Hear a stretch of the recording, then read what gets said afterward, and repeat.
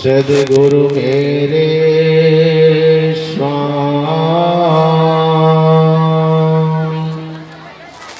मैं उनके दास, जन्म जन्म मोहि दीजियो निज चरणन में वास।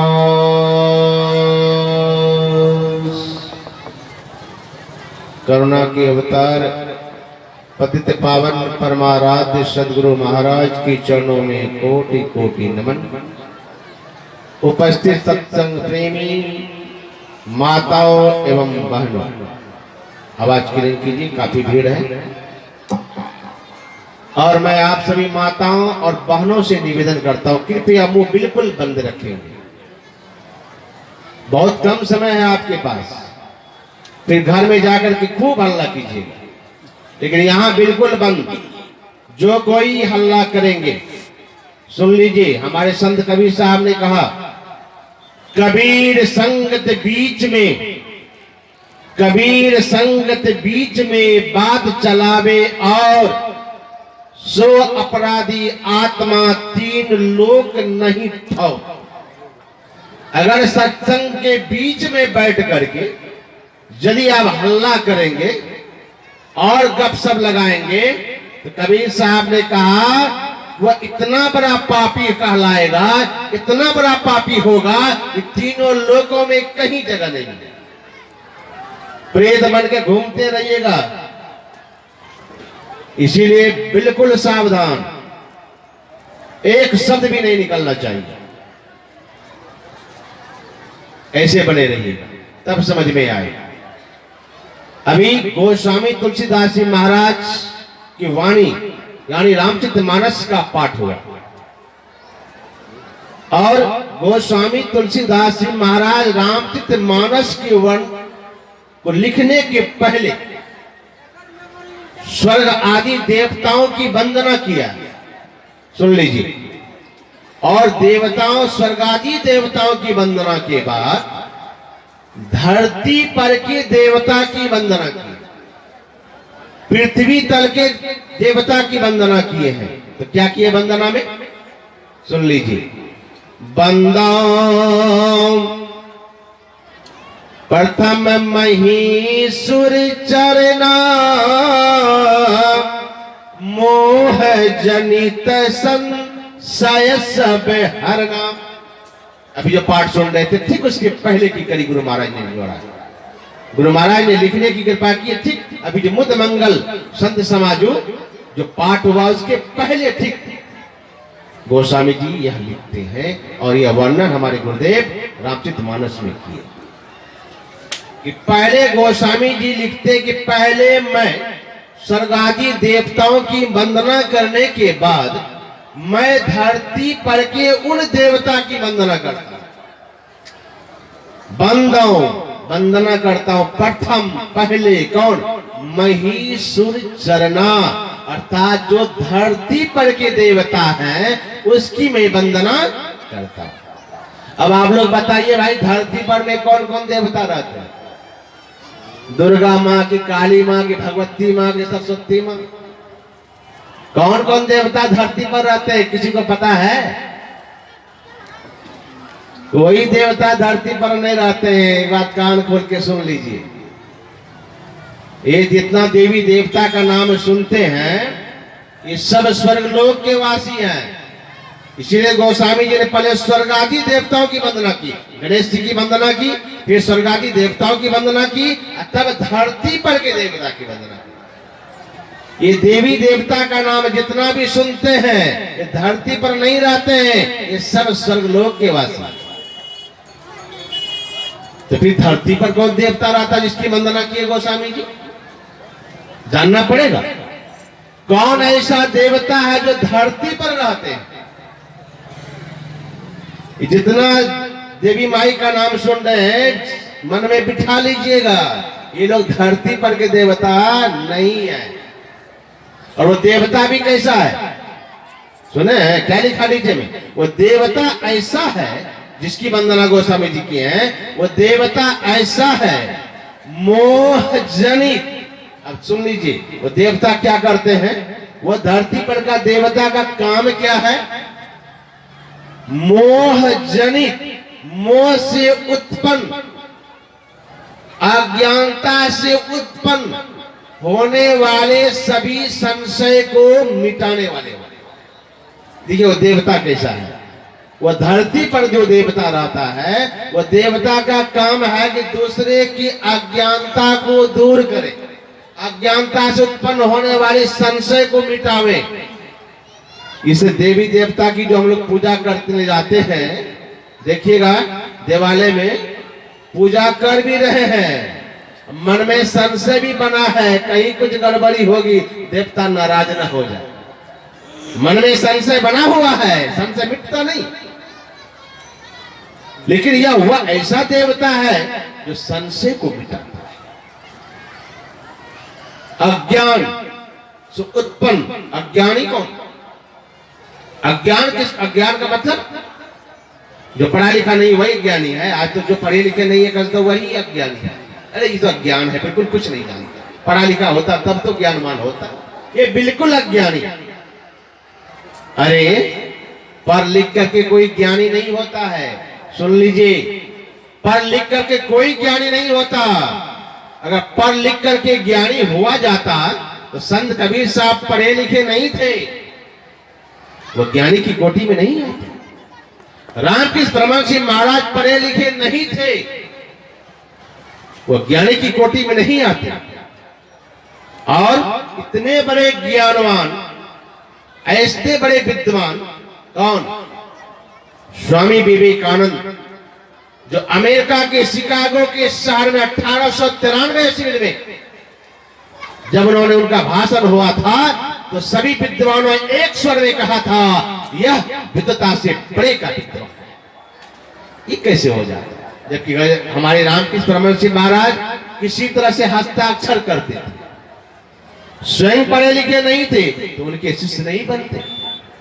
संत कबीर साहब पढ़े लिखे नहीं थे, लेकिन आज उसके एक एक वाणी पर रिसर्च करके लोग डीलिट पीएचडी करते हैं। तो संत कबीर साहब से पूछा कि बाबा आप तो कहते कि मसीह कागज छुओ नहीं, कलम गयो नहीं हाथ, मैंने कागज कलम पकड़ा नहीं, इतना बड़ा ज्ञान कहां से मिल गए, आप ज्ञानी कैसे हो गए। एक ब्राह्मण सर्वाजित नाम का, वो अपने मां से कहा, मां आज मैं सारे विद्वानों पर विजय प्राप्त कर लिया, हमको अब तुम सर्वाजित कह के पुकारो। मां कहती है, बेटा अभी हम तुमको सर्वाजित नहीं कर सकते। क्यों? कहा कि जब तक काशी में रहने वाले संत कबीर साहब को तुम नहीं हरा दोगे शास्त्रार्थ में, तब तक हम तुझको सर्वाजित की उपाधि नहीं दे सकते हैं। तो ब्राह्मण कहता है, अरे वो कोई शास्त्र पढ़ा होता तब तो हम उससे शास्त्रार्थ करते, वही कबीर जो बिल्कुल पढ़ा लिखा नहीं, उनसे हम क्या शास्त्रार्थ करेंगे। माता कहती है, बेटा एक बार तुम जाके शास्त्रार्थ करके तो आओ, अगर तुम कबीर साहब को हरा दिए तो मैं समझूंगी कि तुम दुनिया में सबसे बड़े ज्ञानी हो और तुमको मैं सर्वाजित कह के पुकारूंगा। सर्वाजित चला गया संत कबीर से शास्त्रार्थ करने के लिए, और जब कबीर साहब के पास पहुंचे तो कबीर साहब से कहा कि बाबा हम आए हैं आपसे शास्त्रार्थ करने के लिए। तो संत कबीर साहब ने कहा, अरे शास्त्रार्थ तो उससे नहीं किया जाता है जो शास्त्र पढ़ा हो। हम जब काशी में पढ़ते थे उसमें भी शास्त्रार्थ को मैंने देखा, प्रकांड से प्रकांड विद्वान बैठ के शास्त्रार्थ करते थे। आज तो शास्त्र लोग पढ़ते कहां, प्रवचन भी होता तो चुटकुले वाले कहानी चलते हैं। शास्त्र सम्मत कहानी कहने वाले तो बिरले कोई होते हैं। शास्त्र सम्मत कहानी वही कहेगा जो शास्त्र का अध्ययन करेगा। संत कबीर साहब कहते हम शास्त्र को पढ़े होते तब तो हम शास्त्रार्थ करते। शास्त्र को मैंने पढ़ा नहीं, हम क्या तक से शास्त्रार्थ करेंगे। तो सर्वाजित कहता है तब हार मान लीजिए। कहा मैं हार मान लेता हूं। कहा ऐसे नहीं होगा, हमको लिख के दीजिए। कहा हम पढ़े लिखे होते तो हम पढ़ते नहीं। कहा हम लिखते हैं, आप निशान लगा दीजिए। कहा ठीक है तुम लिखो, हम अंगूठे का निशान लगा देते। तो वह सर्वाजित लिखा कि कबीर हारा सर्वाजित जीता। कागज में लिख लिया। कहा क्या लिखा? कहा मैं लिख दिया कबीर हारा सर्वाजित जीता। अंगूठा का निशान संत कबीर साहब लगा देते हैं कागज पर, और वह कागज लेकर के सर्वाजित पहुंच गया घर और अपने माँ से कहा माँ मैं तो पहले कहा था ना कबीर क्या हमसे शास्त्रार्थ करेगा। क्या हुआ बेटा? हार मान लिया। कहा हम कैसे माने बेटा कि तुम हार उसको जीत करके आए, वो हार गया। कहा माँ मैं लिखा करके लाया हूँ। कैसे लिखा है? मैं लिखा हूँ, वो अंगूठे का निशान दिया। कहा बाबा अच्छा बेटा तुम पढ़ के सुनाओ तो क्या लिखा के लाए हो। जैसे कागज खोल के पढ़ते हैं वह सर्वाजित माँ के पास, तो उसमें लिखा हुआ क्या है? कबीर जीता सर्वाजित हार गया। श्री सदगुरु महाराज। अरे बेटा तुम तो कहते हो माँ जीत करके आए, तो इसमें तो लिखा हुआ कि कबीर जीता सर्वाजित हारा। कहा माँ लिखे तो हम ही है, वो तो अंगूठा का निशान लगाया है। गलती हो गई लगता। अच्छा फिर मैं जाता हूँ। फिर गए। कहा कबीर साहब से बाबा लिखने में गलती हो गई तो क्या चाहते हो? कहा एक बार फिर ठीक से लिखता हूँ। लिख लो जो लिखना लिख लो। इस बार लिखते सर्वाजित जीता कबीर हार। लिख करके अंगूठे का निशान लगाया और लगा करके आए घर, और माँ के पास जब खोलते हैं तो फिर इस बार लिखा आता है सर्वाजित हारा कबीर जीत। कर्म कर्म से 3 बार गए, तीनों बार लिखा के लाया, तीनों बार वही आया कागज में लिखा हुआ कबीर जीता सर्वाजित हार गया। सर्वाजित ब्राह्मण दौड़ करके आए, कबीर साहब के चरणों में गिर गए। बाबा बाबा मैं हार गया, आप जीत गए, अब आप हमको अपना शिष्य बना लीजिए और आप अपने जैसा मुझे ज्ञानी भी बना दीजिए। श्री सदगुरु महाराज। और सर्वाजित संत कबीर साहब का शिष्य बना। बाबा कबीर से पूछा कि बाबा आप पढ़े लिखे नहीं तो इतना बड़ी ज्ञानी कैसे हो गए? कहा मैं मर जीवा समुद्र का डुबकी मारी, एक मुट्ठी लाया ज्ञान का जामे वस्तु नहीं। कहा मैं समुद्र में डुबकी लगाया। कौन सा समुद्र में? अटलांटिक महासागर में, हिंद महासागर में, प्रशांत महासागर में। कौन सा प्रशांत महासागर में आपने डुबकी लगाया बाबा? कहा अरे ना तो मैं अटलांटिक महासागर गया, ना तो मैं हिंद महासागर गया, ना तो मैं प्रशांत महासागर गया, फिर कहा कौन सा समुद्र में?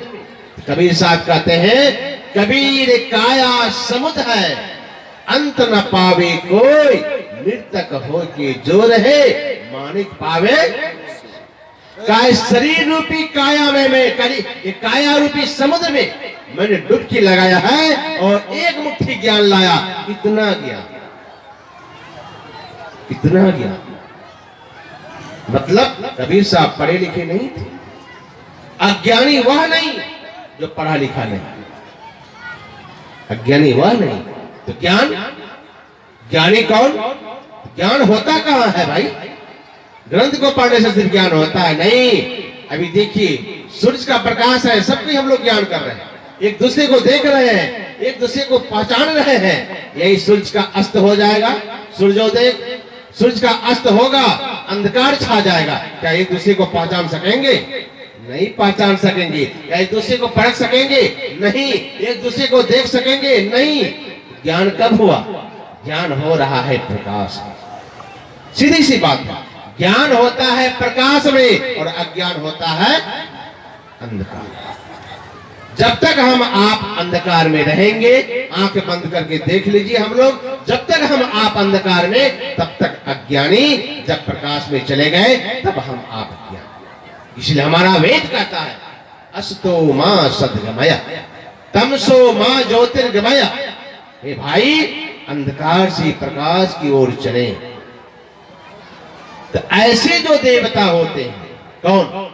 जो ज्ञान के लोग में अंधकार से प्रकाश में चले जाते हैं, ऐसे जो महापुरुष होते हैं वे ही इस धरती पर के देवता हैं। उन्हीं वही देवता ऐसा है जो हम आपके संशय को मिटा सकते हैं, संशय को वही मिटा सकते हैं। ऐसे संतों के वंदना हमारे गोस्वामी तुलसीदास जी महाराज करते हैं।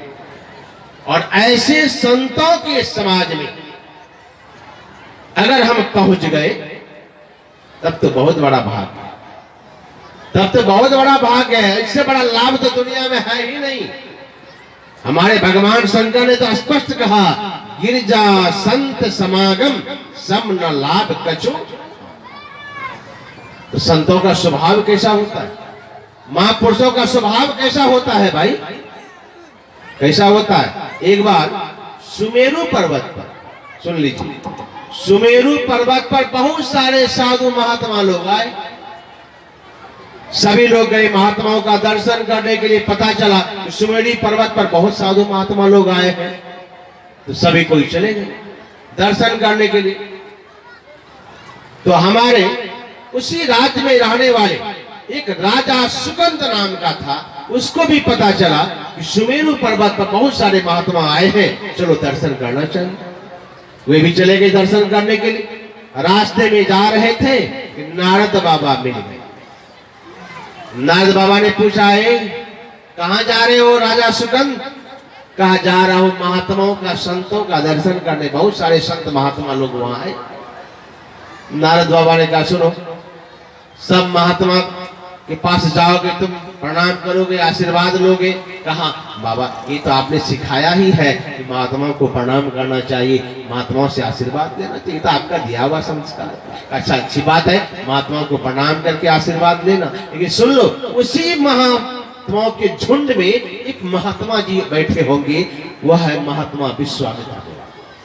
तो उनको थोड़ा प्रणाम मत, उनको छोड़ दे, सबको प्रणाम करना, महात्मा विश्वामित्र को प्रणाम नहीं करना।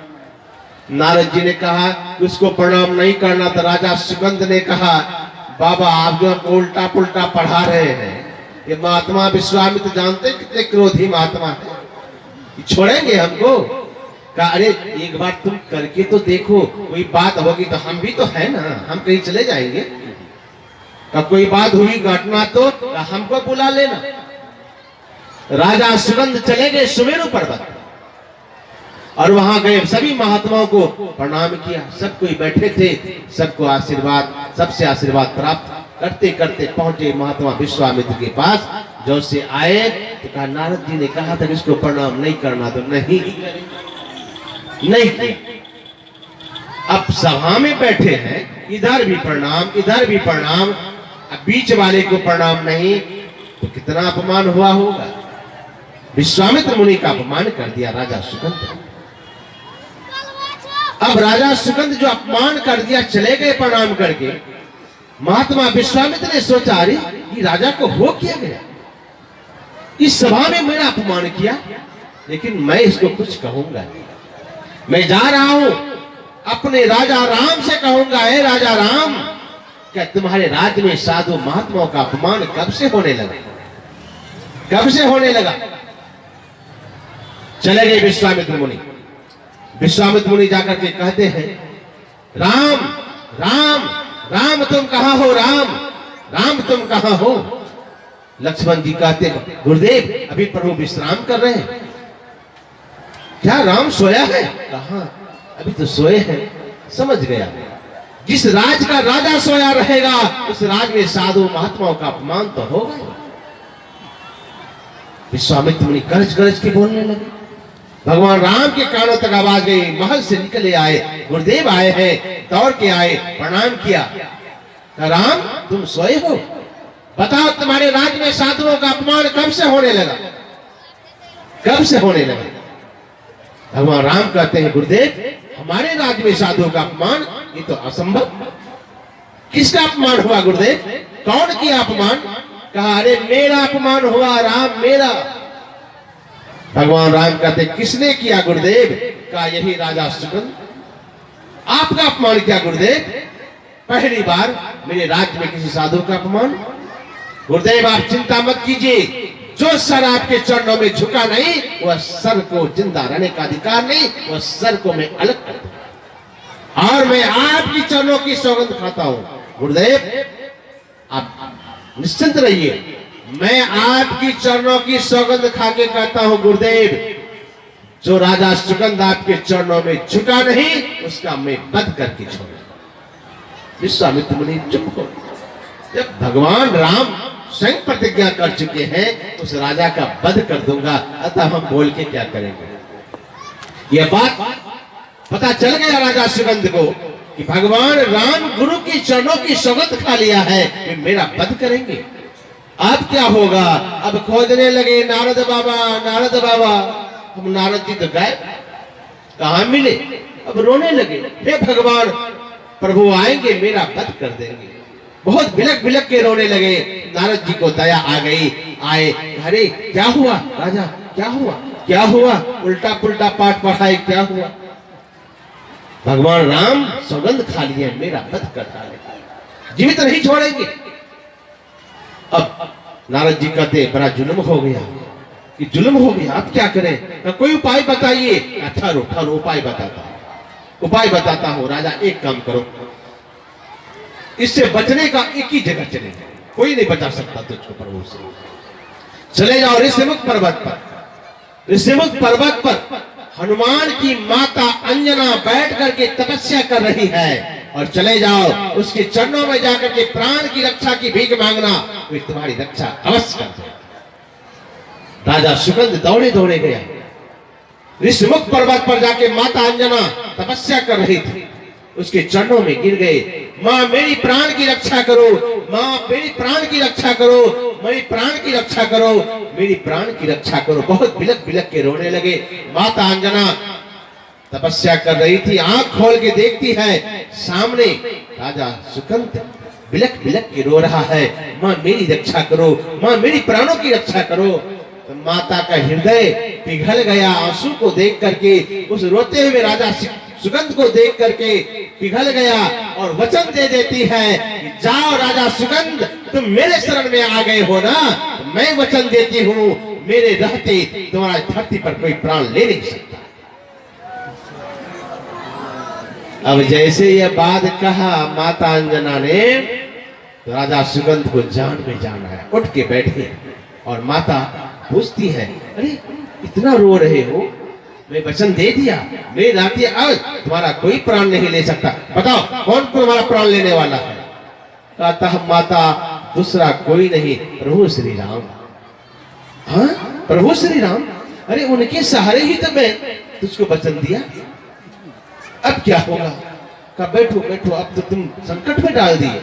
माता अंजना परेशान है, घूम रही है, चक्कर लगा रही, अब हम कैसे प्रभु से रक्षा करें? इतने में हनुमान जी आए। हनुमान जी जैसे आए तो हनुमान जी देखते हैं माता को परेशान। कहा मां तुम बेचैन क्यों हो, कारण क्या है? कहा बेटा मैंने किसी को प्राण बचाने का वचन दे दिया, तो क्या हुआ, लेकिन प्राण बचाना मेरे बस में नहीं, इसलिए मैं बेचैन हूं। तो हनुमान कह रहा मां चिंता मत करो, तुम्हारा बेटा अभी हनुमान जिंदा है ना, जिसको तुमने प्राण बचाने का वचन दिया है। तो सुन लो मां, मैं प्रभु राम की चरणों की सौगंध खा के कहता हूं, जब तक हनुमान जिंदा है उसका प्राण धरती पर कोई ले नहीं सकता। श्री सदगुरु महाराज की। अब यह हनुमान जी भी खा लिए प्रभु राम की चरणों का सौगंध, कि जब तक मैं जिंदा हूं उसका प्राण कोई ले नहीं सकता है। बताओ मां कौन मारने वाला है, किसको मारने वाला? ये राजा सुगंध बैठे हैं ना, इसी को। कौन? प्रभु श्री राम। अब तो हनुमान का भी होश हो गया, अब क्या होगा? मैं तो प्रभु के ही बल पर कहा था, उन्हीं की चरणों की सौगंध खाया, वही पान तान दिए हैं। कहा राजा तुम जाओ अपने महल को जाओ, मैं जा रहा हूं प्रभु के पास। हनुमान जी चले गए प्रभु श्री राम के पास, और जैसे पहुंचे अयोध्या, भगवान राम सब सेना को तैयारी कर रहे थे, चलो राजा सुगंध को मारने के लिए चलना। देख तैयारी हो रही है। प्रभु कहां जा रहे हैं? अरे कहां जा रहे हैं? ये राजा सुगंध को देखे, साधु का अपमान, उसने मेरा गुरुदेव विश्वामित्र का अपमान किया, मैंने गुरु की चरणों की सौगंध खाया है, इसका मैं वध करने जाऊंगा। का प्रभु छोड़ दीजिए। हनुमान जी कहते प्रभु छोड़ दीजिए। का हनुमान तुम बीच में मत पड़ो। का प्रभु मैं कहता हूं ना छोड़ दीजिए। क्यों? का प्रभु इसीलिए मैं छोड़ने के लिए कहता हूं, मैं आपके चरणों की सौगंध खाया हूं कि मेरे रहते उसका वध कोई नहीं कर सकता। तो भगवान राम कहते तुम सौगंध खाए हो मेरा, मैं भी तो गुरु की चरणों की सौगंध खाया हूं, वध करके रहूंगा। का प्रभु मैं भी तो आपकी चरणों की सौगंध खाया हूं, मैं वध करने नहीं दूंगा। भगवान राम का तुम बीच में मत पड़ो हनुमान, उसका वध करके रखूंगा, मैं छोड़ूंगा नहीं। हनुमान जी कहते प्रभु नहीं मानेंगे। का नहीं? का ठीक है, मैं भी देखता हूं कि मैं जो आपकी चरणों की सौगंध खाया हूं कैसे आप उसका वध करते हैं। हनुमान जी निकल गए, उड़ते हुए पहुंच गए राजा सुगंध के पास। महल में बैठे थे, कहा चलो भागो हमारे साथ, आ रहे हैं। हनुमान जी लेके भाग गए राजा सुगंध को जंगल। अब भगवान राम सबको लेके, लक्ष्मण जी को, सेना को लेके पहुंच गए राजा सुगंध के राजधानी पर, और वहां खोज रहे तो है ही नहीं राजा। कहा गया है राजा भाग करके? तो किसी ने कहा एक बंदर आया था वही लेके भागा। तो ये हनुमान की चालाकी है, अरे गया था ना मेरे पास, यही हनुमान लेके भागा हो। अरे लक्ष्मण अब बताओ, ये हनुमान को देखो क्या अनहोनी कर दिया कि राजा को लेके भाग गया, अब कहां जाए हम खोजने के लिए। लक्ष्मण जी कम थे, का प्रभु आप हमको ठगिए मत। अरे हनुमान कहाँ है ये पता राम को ना हो, राम कहाँ है ये पता हनुमान को नहीं हो, ये तो कभी संभव ही नहीं। आप सब जानते हैं हनुमान कहाँ है, चलिए उसको छोड़ेंगे नहीं, राजा का वध करेंगे। प्रभु राम सबको लेके चले जाते, खोजते खोजते जहां हनुमान बैठा था जंगल में, राजा को क्या के बिठा दिया था। अब पूंछ का घेरा डालते डालते डालते, जैसे बखारी नहीं बनाते थे कोठी, उसी के अंदर उसको छिपा दिया। अब बैठ के राम राम राम राम जप रहे। अब बीच बीच में सुगंध उठ के खड़ा होकर कहता था हनुमान प्राण बचेगा ना? अरे पागल ऐसे नहीं बचेगा, तू भी अंदर में राम राम जप, हम बाहर में तू अंदर में, तब काम करेगा। अंदर में वह राम राम जप रहा है, बाहर में हनुमान जप रहा है। और भगवान राम पहुंच गए, खोजते खोजते मारा बाण खींच करके। अरे हनुमान तो इसको छिपा के रखा है, मैं छोड़ूंगा, वध करके रहूंगा। मारते हैं बाण खींच करके, बाण जाता है, निष्फल हो जाता है। फिर बाण मारते हैं, बाण जाता है, निष्फल हो जाता है, बाण लगता ही नहीं। दोनों तो राम राम जप रहे, अंदर हुआ बाहर हनुमान। अब प्रभु परेशान है, लक्ष्मण जी सोच रहे हैं प्रभु बाण चला रहे हैं, मर नहीं रहा है, बाण लग नहीं रहा है। लगता जब तक हनुमान आंख बंद करके राम राम जपेगा तब तक वो मारा नहीं जाएगा। यही पर सारा कनेक्शन है। बड़े हनुमान को ही कुछ करना पड़ेगा, जब तक हनुमान अचेत नहीं होगा तब तक वह राजा मरेगा नहीं। तो लक्ष्मण जी मन ही मन सोच करके पूछा नहीं, कुछ कहा, सीधे धनुष पर बाण चढ़ाया हनुमान के सीने में। जैसे हनुमान के सीने में बाण मारा, बाण तो लगा हनुमान के सीने में, और प्रभु राम सीधे मूर्छित होकर के वही गिर गए। सदगुरु महाराज। अब देखिए बाण लगा हनुमान को, तो भगवान राम क्यों गिर गए भाई? क्यों गिर गए? कारण क्या है? यही कारण है, देखिए क्यों। एक बार हनुमान ने से भगवान राम ने कहा हनुमान कुछ मांगो। का प्रभु हमको कुछ नहीं चाहिए।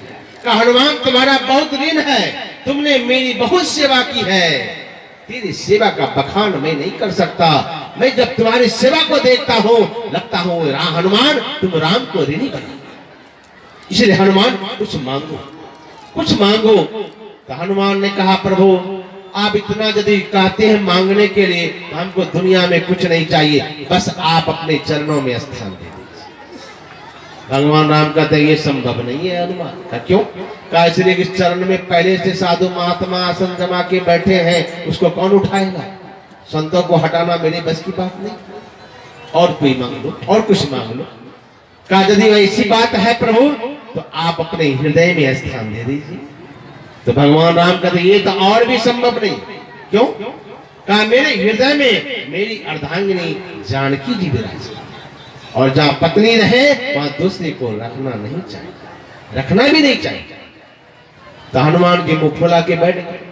हम तो मांग नहीं रहे थे, आपने ही तो मांगने कहा, चरण में जगह नहीं, हृदय में स्थान नहीं, तो फिर मांगने क्यों कहा। हनुमान जी नाराज होके बैठ गए। भगवान राम ने देखा हनुमान मुंह फुला के बैठे हैं रुष्ट होकर के। कहा हनुमान तुम नाराज हो गए। कहा प्रभु नाराज की तो बात ही है, आपने मांगने के लिए कहा, मांगा तो दिया नहीं। कहा हनुमान मैं क्या करता, मेरी व्यवस्था है, मेरे चरण में जगह खाली नहीं, मेरे हृदय में भी जगह खाली नहीं। तो तुम रुष्ट मत हो हनुमान, एक काम करो, अरे हमारा हृदय में माता जानकी विराजती है, सीता जानकी रहती है, तो सीता जानकी का निवास है मेरे हृदय में, मेरी अर्धांगिनी पत्नी रहती है, वहां तुझको मैं स्थान नहीं दे सकता। एक काम करो हनुमान, मैं तुझको अपने हृदय में नहीं बसा सकता, कि तुम्हारा हृदय तो खाली है, इस राम को अपने हृदय में बसा लो, मैं सदा तुम्हारे हृदय में वास करूं। भगवान राम हनुमान के सीने में बस गए। हनुमान ने कहा प्रभु बड़ी उत्तम, आप मेरे हृदय में बस जाओ। आज प्रभु बसे हैं कहा, हनुमान के सीने में, और लक्ष्मण जी बाण कहा मारा, हनुमान के सीने में। बाण किसको लगा, प्रभु राम को लगा कि नहीं। जब जो सीने में विराजेंगे उसी को तो बाण लगेगा। प्रभु राम मूर्छित होकर गिर गए और कहते मेरा हनुमान, मेरा हनुमान। कभी मस्तक पर हाथ रखते हैं, कभी सीने पर हाथ रखते हैं, मेरा हनुमान। तो उसको लक्ष्मण ने बाण मार दिया। देखा हनुमान की कभी मस्तक पर हाथ, कभी सीने पर हाथ। आंख खोलते हैं, प्रभु तो आंख बंद है, प्रभु तो मूर्छित अवस्था में है, और आंख बंद किए मेरे मस्तक पर हाथ रखते हैं, कभी सीने पर हाथ रखते हैं। यही मौका है, लाभ लेना चाहिए। पूंछ को छोटा किया, राजा सुगंध जो चुपचाप बैठा था इशारा किया, अरे मूर्ख वहां क्या बैठा, आओ मेरे गोद में बैठ। वो राजा उठ के आया, इसकी गोद में, हनुमान के गोद में आके बैठ गया। अब प्रभु राम जैसे हनुमान के माथे पर हाथ रख उठा करके हनुमान के सीने पर जो रख रहे थे, वो राजा जो गोद में बैठा था उसके मस्तक पर हाथ चला गया। जैसे मस्तक पर हाथ गया, भगवान राम आंख खोल देते, अरे ये दूसरा कौन है मस्तक पर हाथ। देखता है राजा सुगंध के माथे पर हाथ। तो हनुमान जी ने कहा प्रभु क्या जिसके मस्तक पर तुम हाथ रख देते हो, क्या उसका भी वध करते हो। कहा हनुमान चला कि नहीं चलेगा, मैं गुरु की चरणों की सौगंध खाया हूं, वध करके छोड़ूंगा। हनुमान छोड़ूंगा नहीं। भगवान राम उठे, फिर धनुष पर बाण चढ़ाए। अब राजा सुगंध गोद में बैठे हैं, इसी बीच में विश्वामित्र मुनि खोजते खोजते पहुंच गए। राम कहाँ गया, मेरा राम कहाँ गया खोजने के लिए हनुमान को। और जैसे आए उसी समय में वो गोद में बैठा